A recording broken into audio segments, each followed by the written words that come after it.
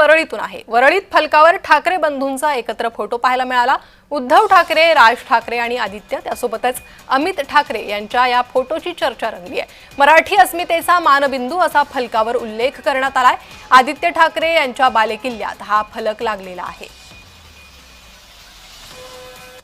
तर याचा आढावा वरळी येथून घेतलाय आमचे प्रतिनिधी मनोज दयाळकर यांनी।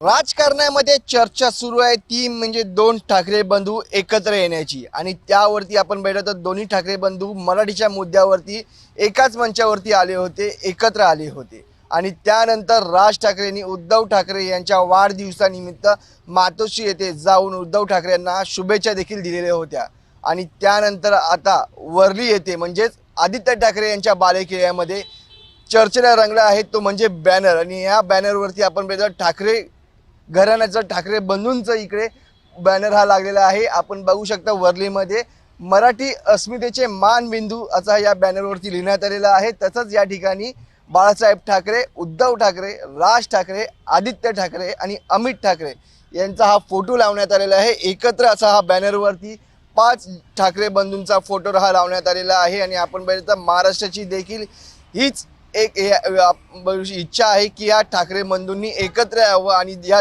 ठाकरे बंधूंकडनं वारंवार बोललं जात आहे की जे महाराष्ट्राच्या मनात आहे तेच होईल आणि आपण बघू शकता त्यासमोर अजून एक बॅनर लागलेला आहे तो म्हणजे मी माझ्याशी मराठीतच बोलणार आणि बोलायचं।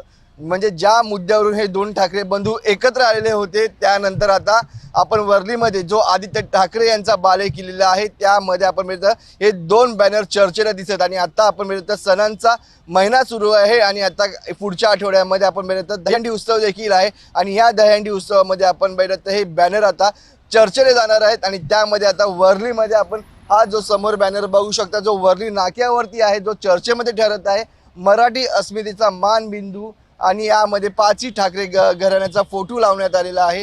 त्यावरून आता हे दोन्ही ठाकरे एकत्र येणार का कारण की स्थानिक स्वराज्य संस्थांच्या निवडणुका देखील आहेत आणि हे ठाकरे बंधू यासाठी एकत्र येणार का, मराठी मुद्द्यासाठी एकत्र येणार का, मराठी माणसासाठी एकत्र येणार का हे देखील पाहणं गरजेचं ठरणार आहे। व्हिडिओ जर्नलिस्ट विजय देशमुखसह मनोज दयाळकर।